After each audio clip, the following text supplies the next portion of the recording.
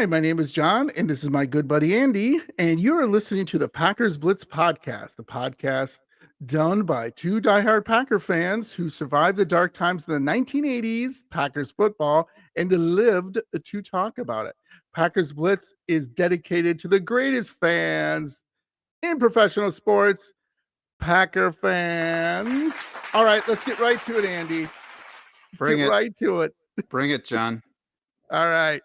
By the way, how you doing? I just want to say hi to you.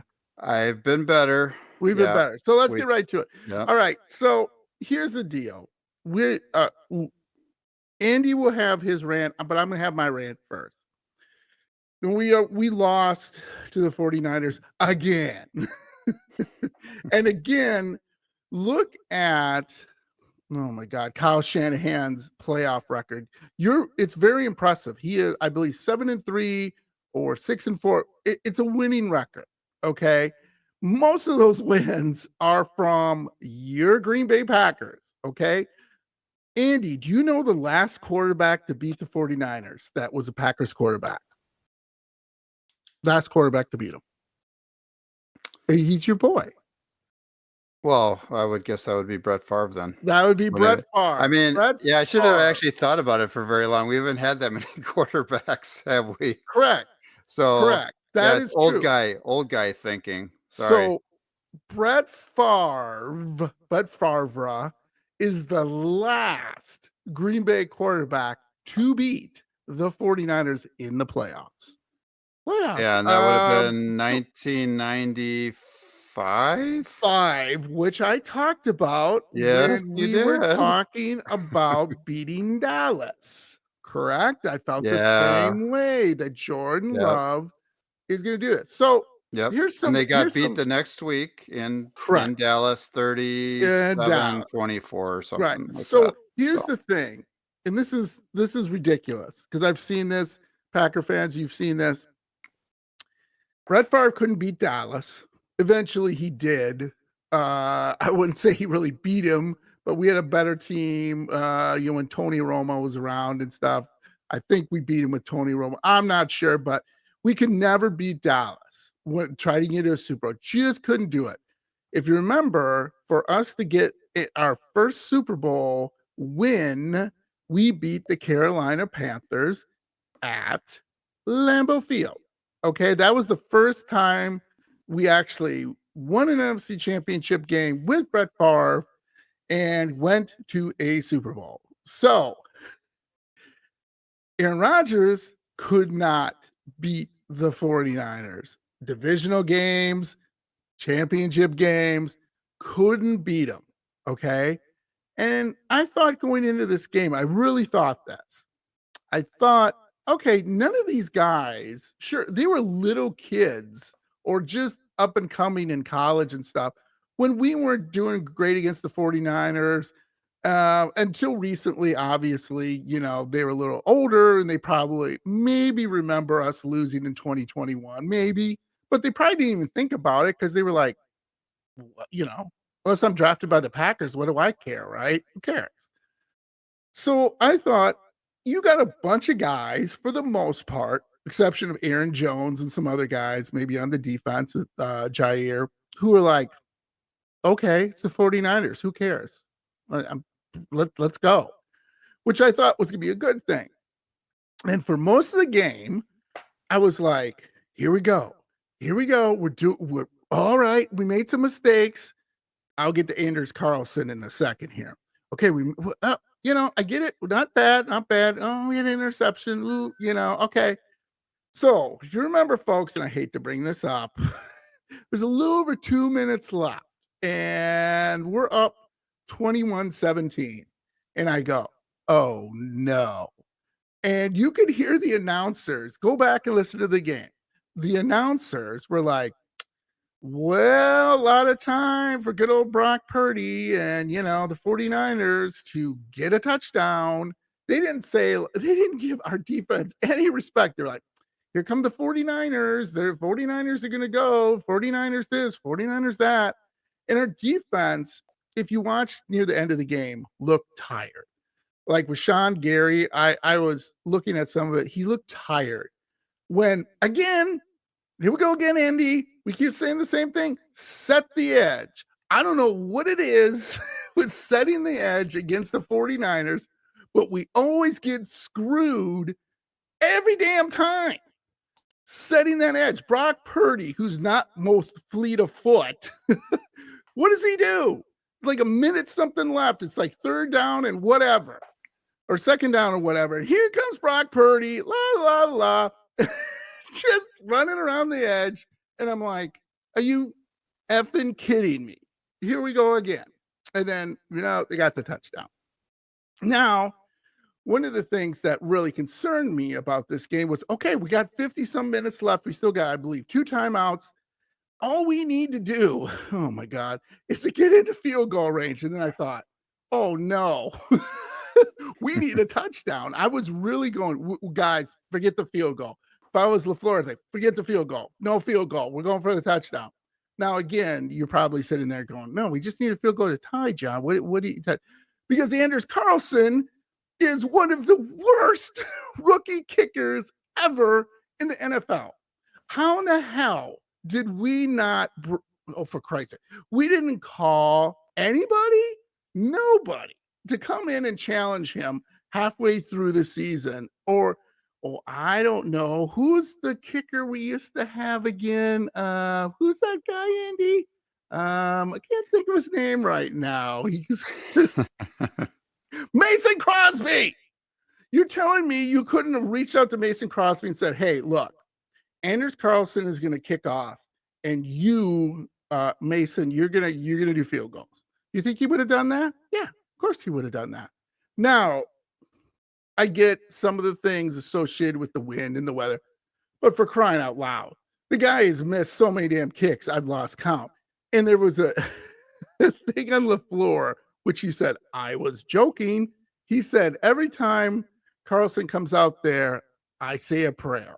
Now, if that, you can't have a kicker where you're literally joking, I have to pray every time he comes out there because I really don't know where that ball's going. I mean, why don't you go and bring a kicker in, at least try, challenge this kid, and if he folds like a cheap suit, fine, you're gone. I know it's a wasted draft pick and blah, blah, blah, but who cares? The big thing about this game that has come to bite us in the butt is we don't hold people accountable. And that is a big thing for the Packers. Andy and I have already talked about in past episodes. This is title town. This isn't, this is a good year. And I'll get to that in a second here. This is about titles. This is about bringing Super Bowls. And if you don't, you lost. That's a losing season. You failed. Now, that might be a hard and harsh reality to look at, but I'm sorry. If you're not in the NFL to bring titles, to your organization, why are you here? If you're there to pick up a paycheck, I don't know why you're here. You're there every day sweating blood, sweat, and tears, literally, to get a title. And it's not easy. I get that. But when you have chances, which Andy would talk about here in his rant, when you have chances, you cannot blow them. You have to make the most of them. Now, one thing I saw too after the game, and I'm not going to get into, let's put it this way, just really quickly, and Andy can talk more about it. Jordan Love, when he threw that last pass, he just panicked. And I don't get why he panicked. There was nothing to panic about. He was trying to make a play. Jordan Love was trying to make a play, got out of the pocket, and he was like, oh, there's Christian Watson. But what he didn't think of was, oh, this is the NFL. And if I throw that ball up, they have linebackers on San Francisco who are probably going to run and intercept that ball. What he said after the game, he's like, well, I should have ran. I should have thrown the ball out of bounds. And LaFleur, too, didn't throw him under a bus, didn't throw Jordan Love under a bus, but he said, yeah, we kind of told him that's what you need to do. But again, when you're in that situation and you start to panic, it's really, really hard to not, how do you say, kind of think about it, right? You just kind of it's just, I'm just going to do it, right? I'm just going to go and do it. We've all been in that situation where you just don't think about something, you just do it. And then sometimes you regret it, sometimes you don't. But what I really want to talk about is all these people who have said, "Oh, the future is looking bright for the Packers, and the Packers have a bright future." Uh-huh.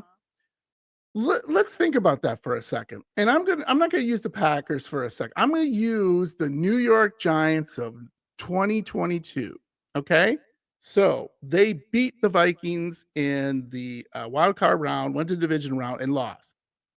But at that time, everybody was saying, "Oh, New York Giants, they're a really good team. When they come back next year, they're going to be, challenging Philadelphia and Dallas for the division title."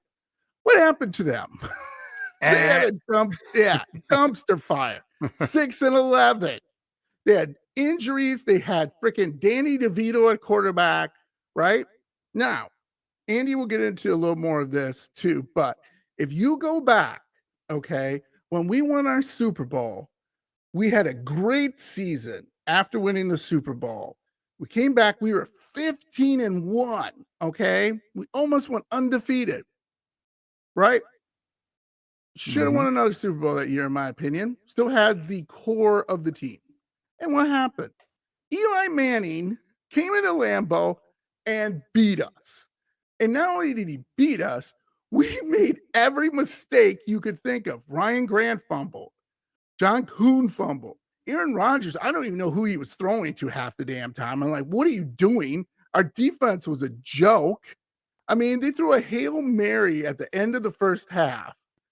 And the receiver after the game said, and this is insane to me, he said he sees the ball in the air coming towards him and he says, "Hey, there's nobody around me." And just boom, touchdown. And I'm like, wait a minute. What do you mean there's no one around you? And then if you go and look at it, you can go and look at that. They have different clips, like I said, on YouTube. You'll be like, what were they doing? Like, you saw like all these Green Bay Packer defenders going, "Yeah, look at the ball." Oh, that's pretty cool. Even Charles Woodson, the beloved Charles Woodson, you'll see him running, trying to knock down the ball because he's probably thinking, "Oh, we got the safety held back and got a corners. We're fine." Wait a minute. Whoa. What's that ball doing? So what happened? Yeah, we go to a Super Bowl? No. And go through, which Andy will go through here a little more in depth, each year where we've had success and then come back the next year, nothing happened. Now, do we have a good future? Sure we do. We will do next week an end of year review. We still have holes to fill, which we'll go through with different defenses, pieces, as well as offense, and we're going to lose some guys. So this isn't going to be the same team. So just remember that. So all these guys you're counting on may not be there for one reason or another. And then we have the draft coming up, which again, we can't screw that up, which we'll talk about in later podcast episodes. But when people say the future is bright, I do agree with that. I do. I think we have hell of a tight end, hell of a receiving core. We have to find, which we'll talk about, another complementary piece for Aaron Jones. We got to find some really good pieces on defense. I know, defense again. We got to fire Joe Barry. By the way, just really quickly, I heard that might not happen because Joe Barry is still under contract, meaning if we fire him, we eat his contract, which eat it, put some salad dressing on it, barbecue sauce. I don't care. Okay, he did well for a limited time. That doesn't count it. That doesn't count, in my opinion.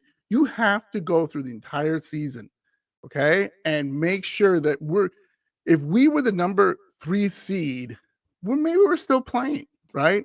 But we're the number 7 seed. So again, we can't keep doing this every year. It's Groundhog Day, which we've talked about the movie in past episodes. It's the same thing. We keep doing the same thing. What is that? Can't finish a game. 2 minutes left in that game. We are up by 4 points.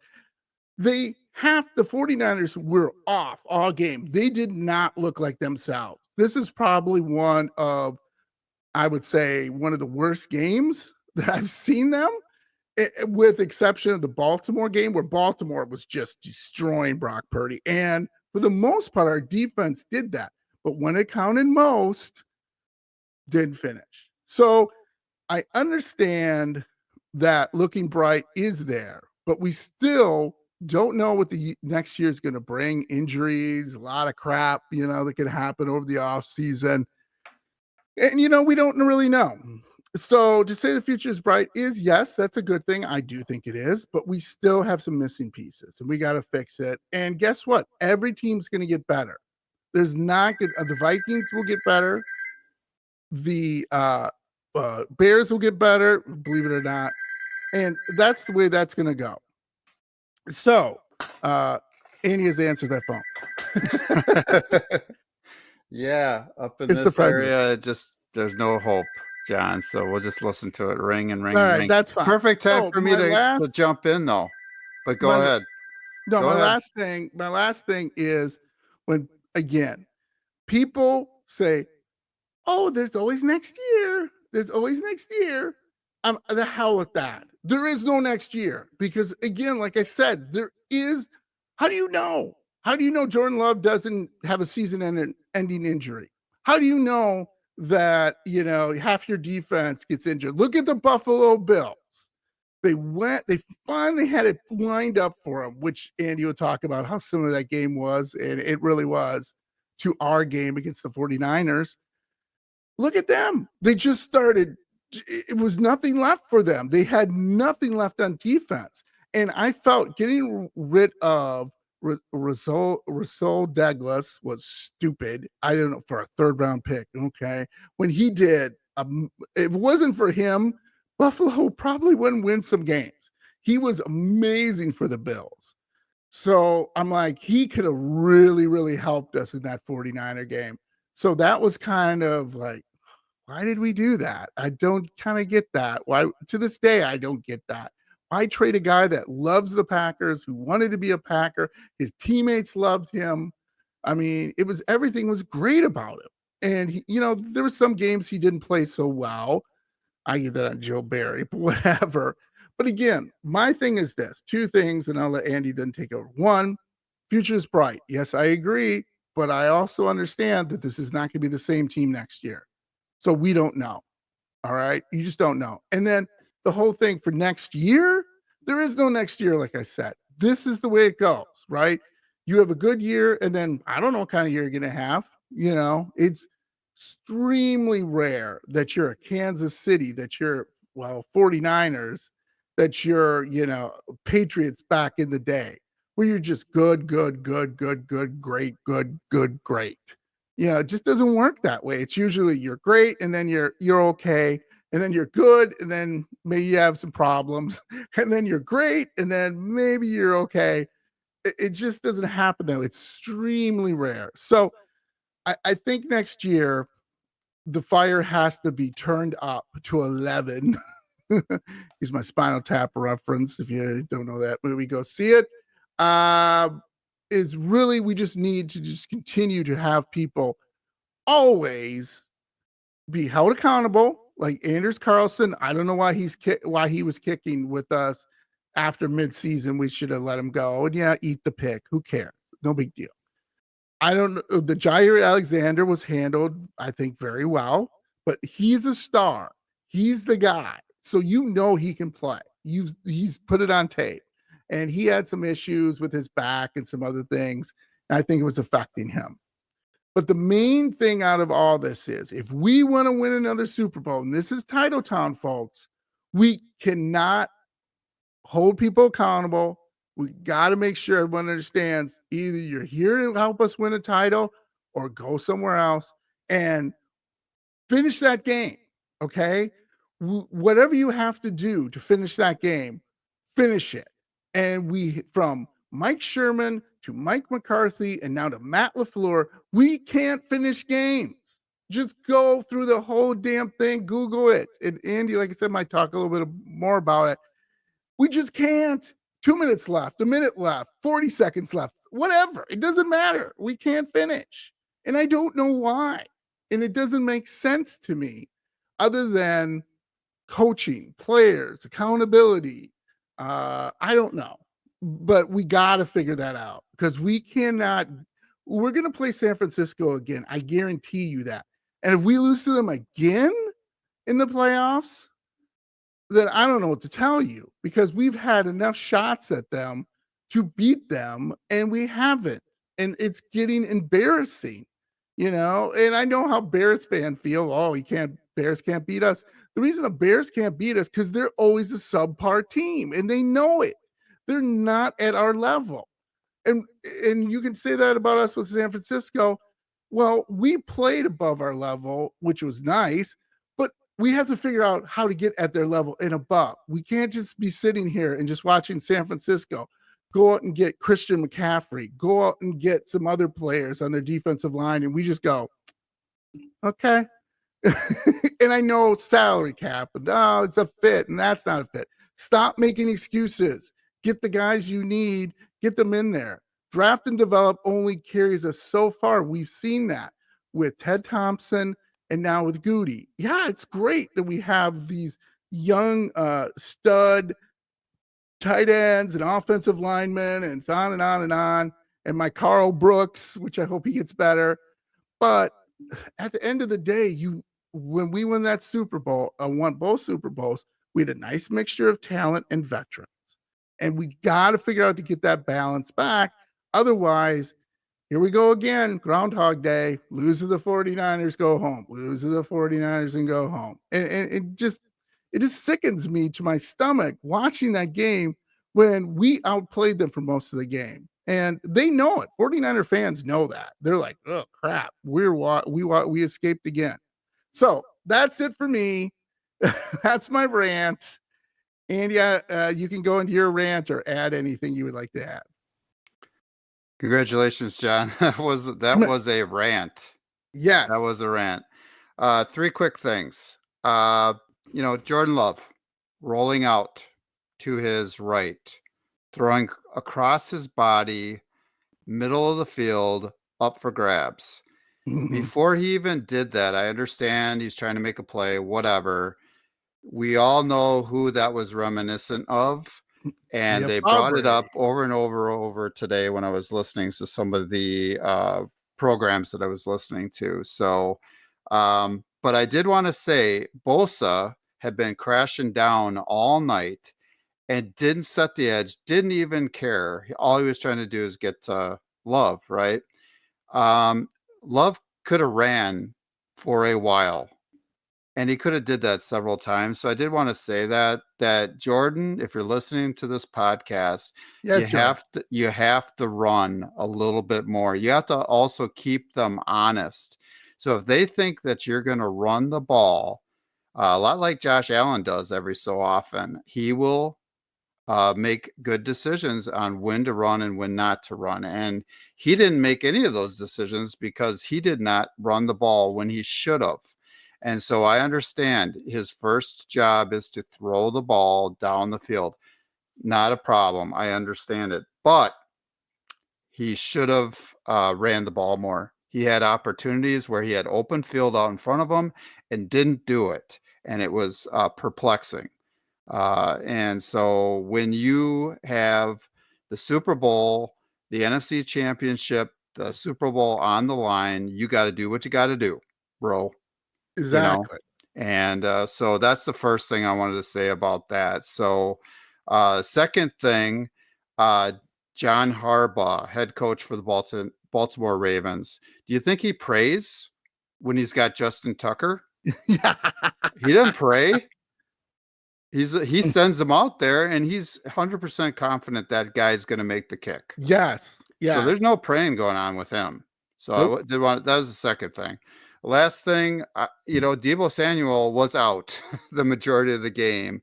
Yeah. And they looked out of sorts when he wasn't in there. So he was a really, really big part of their game plan, I would assume, because it's the Packers and the Packers defense. So, running the ball, catching the ball and whatnot. And when he left the game, got to take advantage of it, Packers.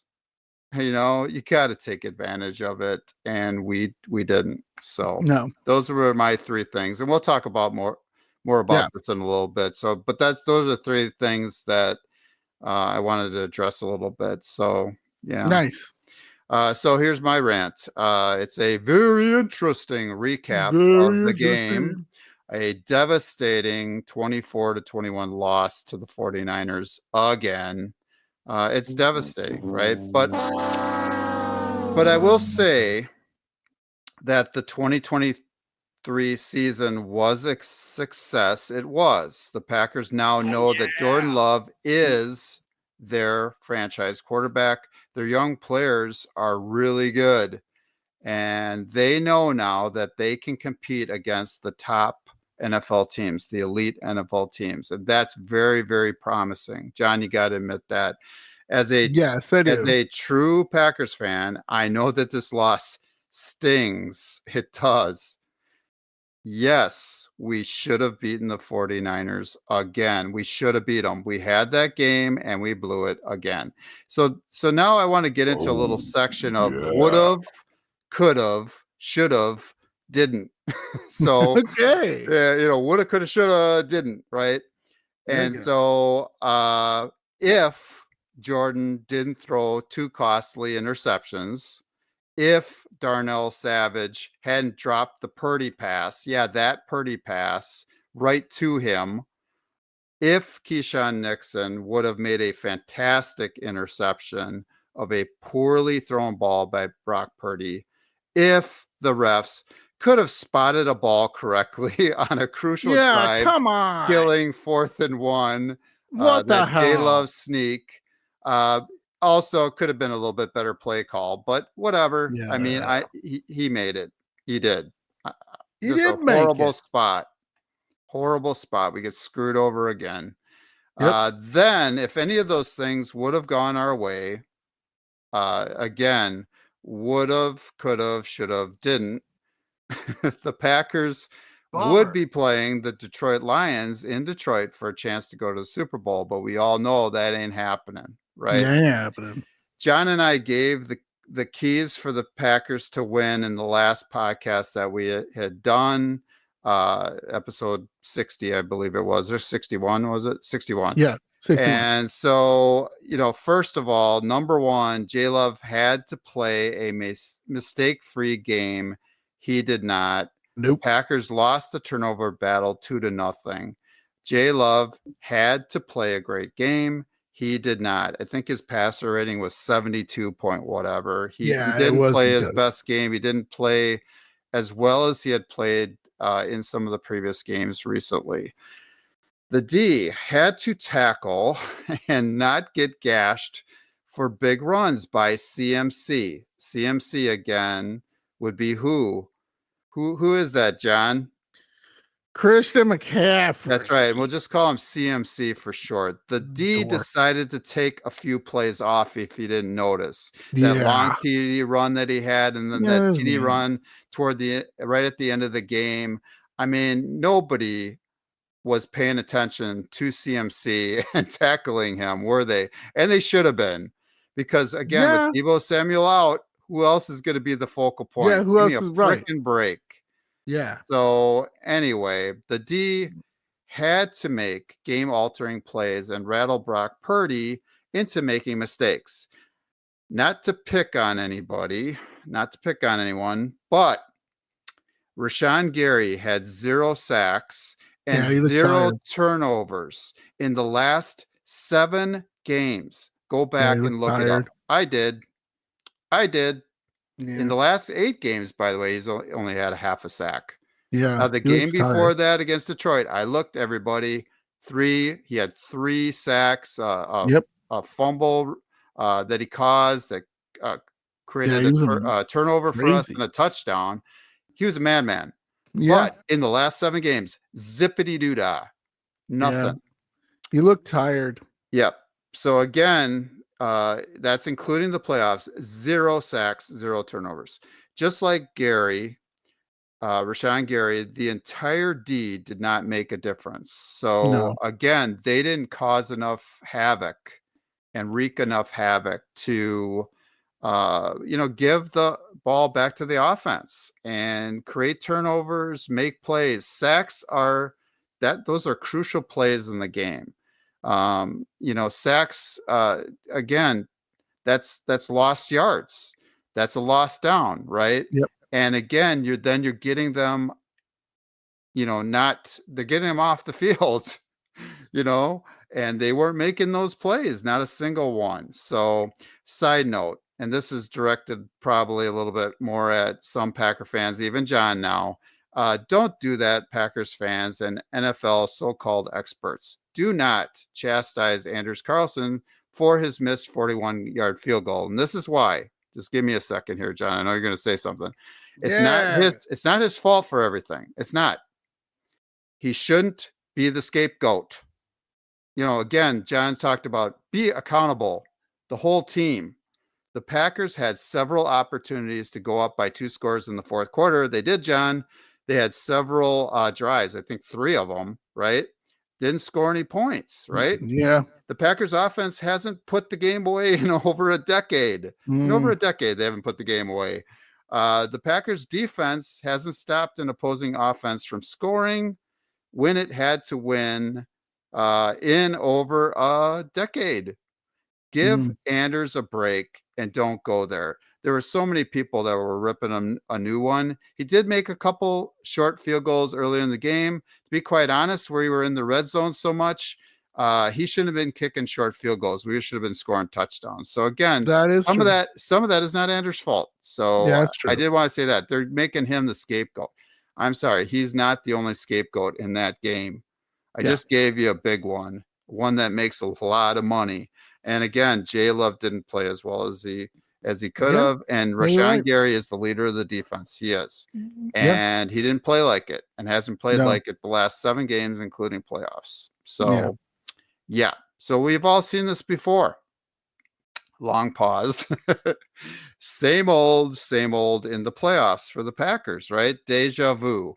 Your Groundhog Day, right, John? Packers fans have lived through this present situation before. So this is basically how I felt as a Packers fan. I am a Packers fan, a true Packers fan. I believe it. I know it. John knows it. We both are. John especially. He's a huge Packers fan, as am I. So in the moments at the end of the game and after the game, this is how I felt. Uncomfortably numb. That is not a Pink Floyd song. Uncomfortably numb, utter disbelief, and unmitigated helplessness. Because we couldn't do anything. We wanted to, I wanted to go to San Francisco and I wanted to start yelling and screaming like Packers fans that were there, go Pack, go. We hear this every single game. You don't hear that in other games. No. I mean, the fan base was again supporting them, go Pack, go. And they did not go, did they? No. Not enough to win the game. So I'm going to move on and talk about some of the very interesting things, John, unless you want to chime in on anything. No, go right ahead. Since 2000 in the NFL, the year 2000, the Packers have had the most gut-wrenching losses in the postseason. 5 of them, in which they led at some point with less than 5 minutes left in the game. Packers Blitz fans, that is not a statistic that a NFL team wants to have the most of. No. Gut-wrenching losses, 5 of them. Wow. Yeah. A lot of sports fans, 40.9 million of them, of them watched San Francisco's 24-21 win over our beloved Green Bay Packers. Beloved. In fact, it was the most watched sports event on a Saturday night, a Saturday, since the 1994 Winter Olympics. Those were the Olympics with Nancy Kerrigan and Tanya Harding. Look it up. That whole fiasco / debacle. It's a great laugh. That was funny. year, the Winter Olympics, 1994. So 49 40.9 million viewers. That's a lot of people. That's because you got the 49ers and you got the Packers, isn't it? Yeah, love it, man. Great fan bases, both of them. Yeah. Just like the Packers cannot beat the 49ers, the Bills cannot beat the Chiefs. The Bills lost in heartbreaking fashion with their kicker missing a game-tying field goal. Yeah, just listen to this. It's going to sound familiar. The Packers D, the Bills D, Freudian slip. The Bills D also could not stop the Chiefs' run game when it had to. Sound familiar? Josh Allen, the Bills' star quarterback, didn't have the supporting cast on offense to make enough plays and couldn't make key plays when he had to. Again, sound familiar? There was a lot of symmetry between the playoff loss for the Packers and the Bills' playoff defeat. The Bills reportedly committed the ultimate sore loser act by turning off the hot water in the Chiefs locker room after the loss. That's hilarious. That must have been a smelly plane ride home to KC for the Chiefs. Oh gosh. The ultimate sore loser act. Oh my gosh. I love it. That must have been a smelly plane flight one. Oh my gosh. However, I will not be a sore loser. Congratulations, John. You are a perfect 4-0 in your NFC divisional round picks. I was 3-1, but John was 4-0. Perfect. Great job, buddy. I did want to bring that in. You're 4-0. Somebody should have been listening to your last podcast. It would made some money off of me. Yeah. I think all the home teams won, basically. Mm-hmm. Yeah. Basically. Yeah. Heartbreaking. The 49ers were 0-30, and everybody's heard this probably 50 times, when they were down by over 5 points going into the fourth quarter. They were 0-30. Yes. Had an 0-30 record, John.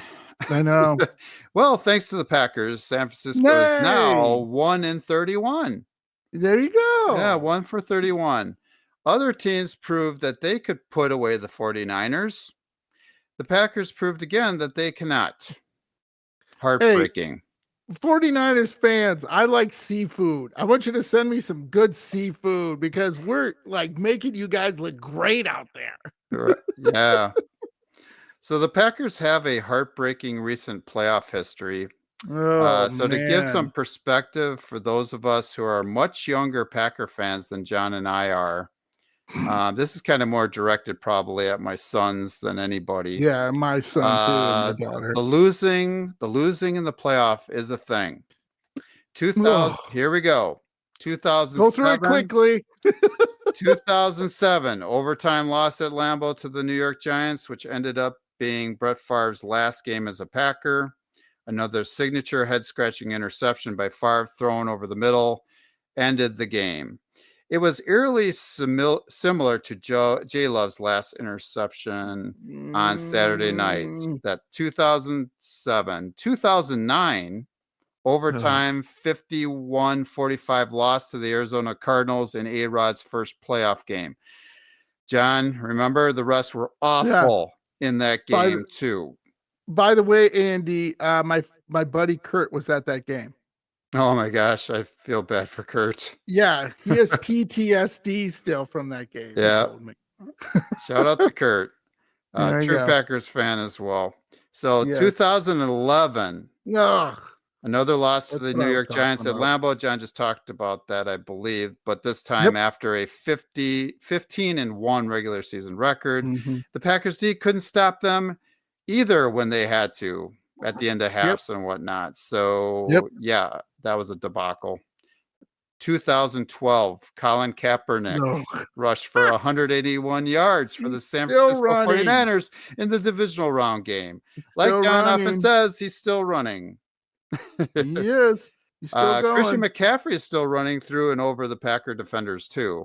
Jeez, 2014, we won't go into this too much. Overtime Nope. loss to the Suckhawks in the NFC Championship That game listing. after blowing a big-time lead late. Special team gaffes did the Packers in. There's a reason I brought that up.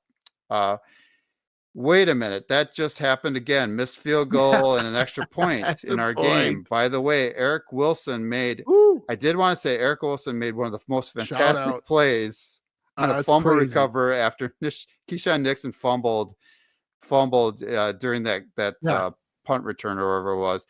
That was like the best play I've ever seen on a fumble recovery ever. Go and watch it. That was amazing. Go and watch it again. It's shout out. We got to sign that guy too because I think he's a free agent. Yeah, he's a free 2015 overtime loss again to the Arizona Cardinals after a Hail Mary touchdown from Aaron Rodgers to tie the game in regulation. Yep. 2019. This is a pattern, isn't it?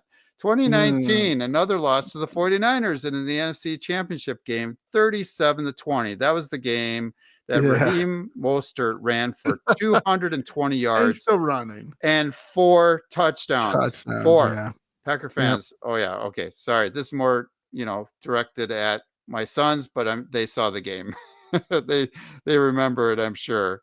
2020, tough one at home in the NFC Championship game to the Tampa Bay led and Tom Brady led Tampa Bay Buccaneers. Fuck you, Tom Brady. Yeah. Yes, you are so true to your. I mean, I hate him. Yes, that was probably the biggest mischance for A-Rod's second ring. Also, that game in 2014. I'd have to agree with John on that. Yes, we were talking about that before we got on. 2021 divisional round loss to the 49ers again at home on a last-second field goal by former Bear Robbie Gould. Fuck you, Robbie Gould. Yeah. Okay. Yeah. So first seed losing to a 6th seed. We were the first seed. They were the 6th seed. A blocked punt return. I think John talked about this in our last podcast for a touchdown decided the game. A-Rod's last playoff game as a Packer. 2023, we all saw the debacle. Move on from that one. So why bring this up all again? The answer is simple. It's simple, Packers fans. There are patterns and reasons for failure that continue to happen over and over and over again for your Green Bay Packers. Here we go. This is it, John. Poor special teams play. Poor defense, especially against the run. Poor clock management and play calling by coaches before the half and at the end of games. Over-reliance on our Hall of Fame quarterbacks to carry the load on offense. Management's inability to address roster deficiencies, especially on the interior defensive line and skill position players on offense through the draft. And John, free agency. Yes. Management's inability to hire the right coaches who win championships. And last but not least, the team, the organization, the coaches, and the players do not have the proper mindset. We have unfinished business, and now we are going to take care of unfinished business and win another Super Bowl. All right, John, do you have anything to add to that? Because I think I got a good list there. Is there anything you wanted to add to that? You got a great list. You got a great list. That is it. I mean, and when you have a list of things to do, we gotta look at them and say, okay, and I get it. A lot of people will argue, well, we didn't need a quarterback, when we drafted Aaron Rodgers, but that worked out. And you're right, it did. But we do it every draft, even though I'll give Goody credit. His past 2 drafts, he has done a hell of a job. I mean, my God, if this receiving core can stay together for the next 4 or 5 years, woof, that could be something. But it's a wait and see. You don't have to pay him yet, right? John. So this is going to help them actually, because now they know what they got. that was a success to the Yeah. the season, right? Yeah. Finding out what we've got. And we Absolutely. actually have quite a bit, which is great. Yeah. So let's That's a talk about the testament to Goody. blueprint. Yeah. Yeah. So let's talk about the blueprint because I just set you up there. I think, and Yep. we got it. Yep. So again, I mean, how do we change outcomes? How do we win another Super Bowl? How do we win? How do we flip the script to do something completely differently or in the opposite way from the way it is usually done? Well, I'm going to talk about that right now. Here we go. So the Super Bowl team blueprint, this is pretty much for any team.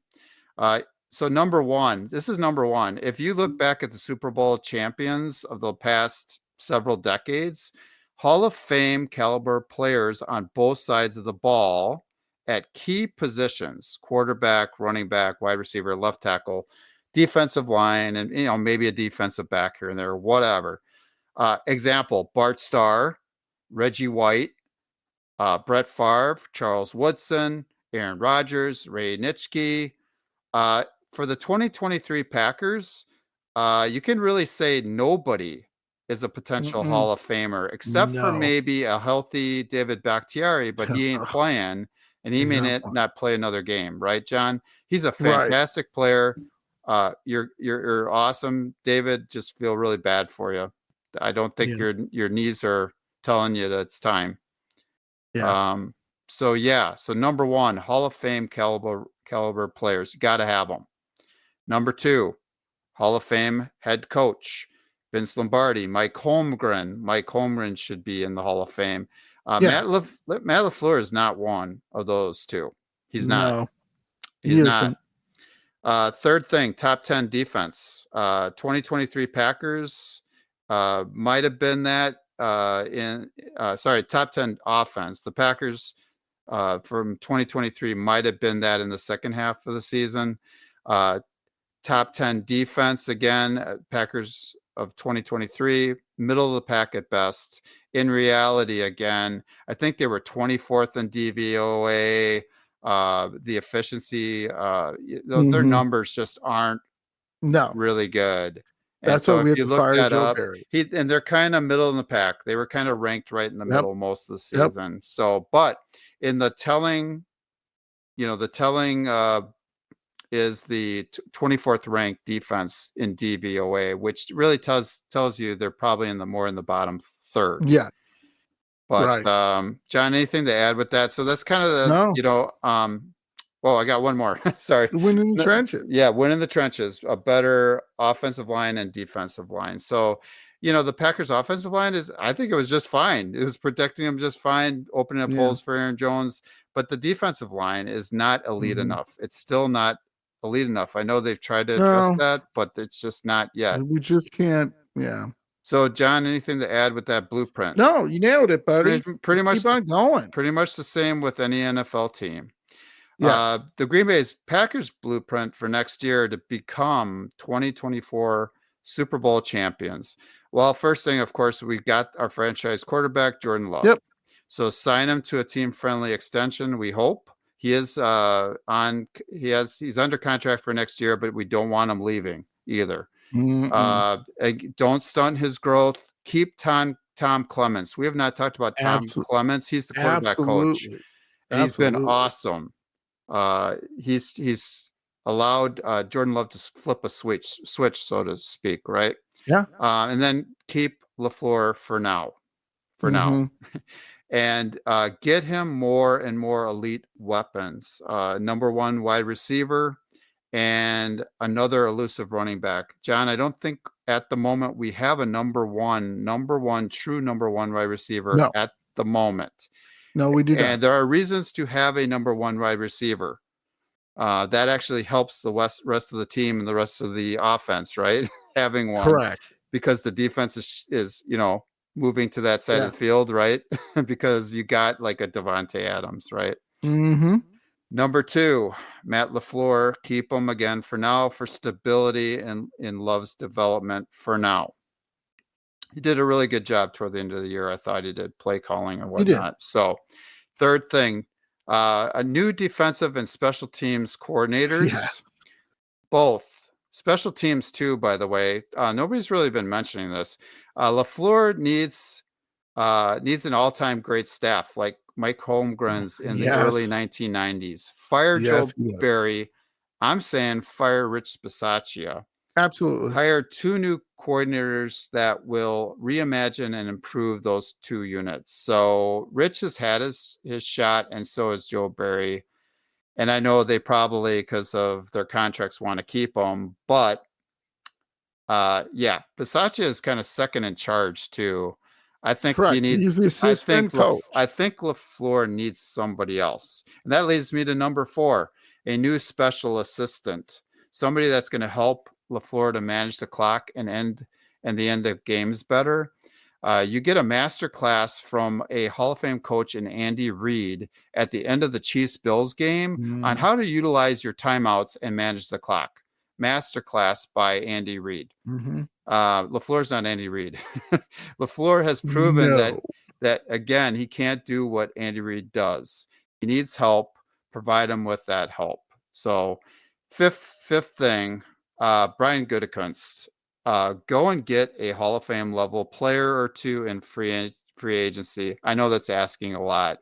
You got to pick up somebody, somebody like Reggie White-ish.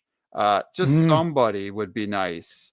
The Packers do not have a number 1 wide receiver. Go maybe get a Devontae Adams again. I don't know.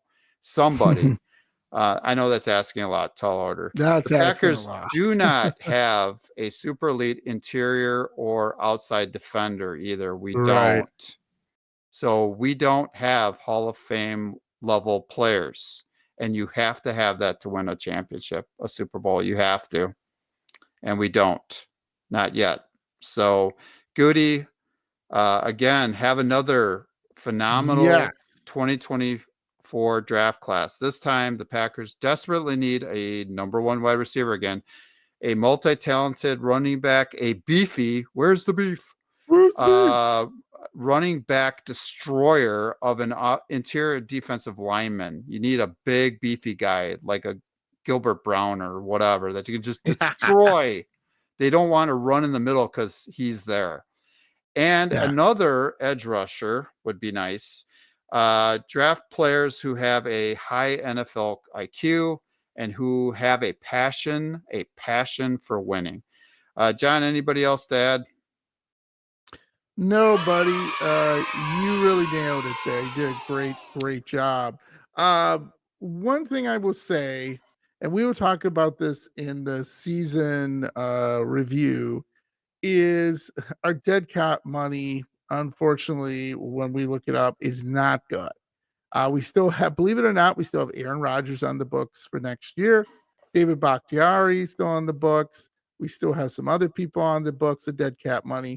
So unfortunately, to go out and get a lot of people have been say go get King Henry, from Tennessee. He's a free agent. He could help us. I'm like,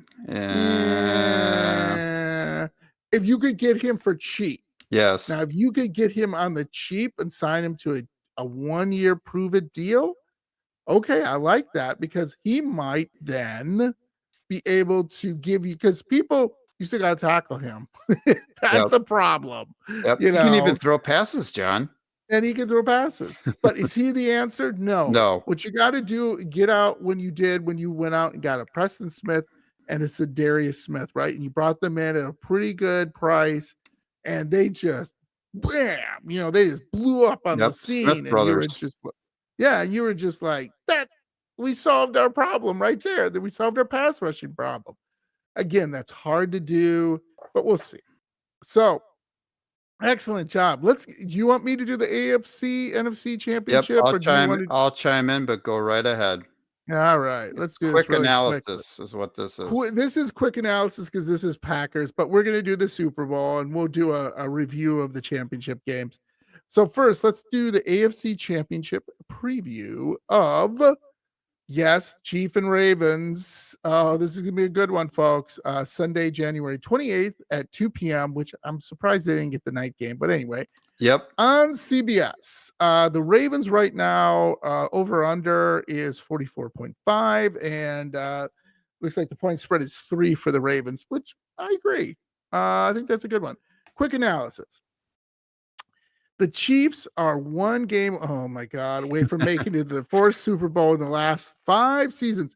Really quickly, I can't stand any more Taylor Swift. So I'm going to admit to you right now, I'm a huge Baltimore Ravens fan this weekend because I see Taylor Swift one more time doing her stupid dance. So am I. I'm Big fan. losing it. Love them. Love the Ravens. They're my favorite team this weekend. So their wide receivers have been dropping. The Kansas City Chiefs. Let me get into this. Their Kansas City Chiefs have some issues still. They're not the same old Kansas City Chiefs. They're not. They're wide receivers, but recently aren't dropping any passes from Mahomes anymore.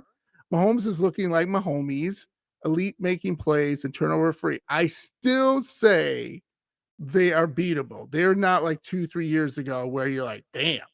They're down 28 points, and before you know it, they score 28 points on you. You're like, holy crap. Yep. Kelsey looks refreshed and rejuvenated. I wonder why. Yeah. Even former Packers MVS is starting to make plays, which is absolutely hilarious. I'll guarantee you in this game, MVS, I'm not even pronouncing his name because it's ridiculously long. He will drop a pass that will help them. And Andy Reid is a wonderful coach, and he's an offensive guru. Again, I worry about Andy Reid because I love Andy Reid, but he's one cheeseburger away from a heart attack. And please, Andy, take care of yourself, buddy. We need you. The Baltimore Ravens can be beaten at home. Yes, they can, with losses to the Steelers, Browns, and Colts. They have a dominant in all 3 phases, and they have the best defense in the league by far, and elite talent at all 3 levels. Except for a punt return for a TD last week. The Ravens special teams have been error-free and really good. Kicker Justin Tucker is crazy. Can we get him? Yeah, he's the best. You can just throw, if you seriously, he can kick if the conditions are right in Baltimore. If you want him to kick a 60-yarder, there's a good chance he's going to make that. I would not bet against him. Head coach John Harbaugh, 20 playoff appearances are the second most by any coach in the NFL since 2008. Lamar Jackson has played like an NFL MVP, but Lamar Jackson's playoff record isn't the greatest. When they won last week, everybody was like, well, maybe he's shaking it. So, Andy's pick. You want to read it? You want me to read it? Ravens 27, Chiefs 23. I'm going with Ravens 31, Chiefs 27. I think it's going to be a high-scoring game. I don't know why I'm thinking that. It shouldn't be. They have 2 decent defenses. I know Kansas City has had some injured players on their defense, so we'll see. But I don't know. I take the over, that's for sure. Yeah, 44. That's low. 44.5 points. It shocked me when I saw that. Yeah, I think that's low. Okay. Depends on Baltimore weather. So you want me to do NFC Championship? Go right ahead. Okay, great. So, Lions fans. Here's the NFC Championship preview. Sunday, January 28th at 5:30 p.m. on Fox, Lions 49ers. Of course, the 49ers are 6.5. The over and under is 51. The 49ers, by the way, are taking on 2 NFC North teams back to back who are very similar in a lot of instances. So we'll see what's going to happen. But the 49ers can be beaten at home, which we should have beat them. They can, yep. With losses to the Rams, Ravens, and Bengals. The 49ers have a better defense than the Lions. Yes, the Lions defense isn't so hot. Baker Mayfield, for crying out loud, was going on the field again, which I still don't get him. Anyway, Goff he isn't good away from Ford Field. But remember, he played for the Rams for a little while, so he's kind of familiar with the 49ers. But just like football people, excuse me, aren't sold on Goff, we're not sold on Purdy either. Both offenses are super talented. The head coaches and coordinators on both sides are both very good. But the edge goes to the 49ers, and the weather's supposed to be dry. I agree with your score, buddy. Yeah, I got Andy? the 49ers winning 27-23. I totally agree with that. I'm going to take the under on the points. I don't think it's going to be I'm as gonna high take the under scoring on as it. what they think it's going to I be, but agree. Goff I just isn't agree. good. Yeah. In the elements and outdoors. The weather's supposed to be Yeah. fine and dry or whatever, Yeah. but I'm still saying I don't think he's Yeah. going to put up a lot of points. Yeah. And Lions fans, just know this. You're here after 30 some freaking years. You're like us when the Packers were the same way. And then when we finally made it, we were to get over the hump. And I'm excited to see what the Lions will be next year because it's nice to have competition rather than the Packers keep on winning. It's nice to have a little competition to make it a little more of a challenge. So next time on Packers Blitz, LaFleur's and Goody's end of season press conferences. We're going to talk through them. Also, we're going to do Super Bowl. Which one is this? 58, I think. 58. Yeah, so we'll do the preview. Yeah. We'll talk a little bit about the games. Not it's too in much. Vegas, We really want to John, focus. in Allegiant Stadium. It's in Vegas. Yeah. Vegas. Yeah, I think it So we'll opened up talk a in little bit. 2020, so they got the Super Bowl this year. So Yeah. So Andy, anything quick to add before we wrap up? I think you probably already said it, but we're going to talk a little bit about the the NFC Championship game and the AFC Championship game a little bit as well. So we're really trying to keep under an hour, John. I think we're close, but we're close. We might be a little bit over. So sorry. Yeah. So no, just remember the like and subscribe, 5 stars wherever you listen to Packers Blitz on your favorite podcast host, whether it be Spotify, YouTube, or Apple. Make sure, ask Andy. We need some questions from you people. We want to, especially with the year in review coming up, we would love to have some questions in there from you guys. Other than that, go Pack, go, buddy. Go Ravens, go. Oh, go Ravens, go. We want the Ravens to win. Yeah, there we go. We really Ravens do. fan. I'm rooting for the Lions as well. Yes, but not as much as the Ravens. I don't want to. I just don't want to see the Chiefs again. All right, buddy. Yep. Okay. Like I said, go Pack, go. Go Pack, go. All right, love you, buddy. Talk to you later.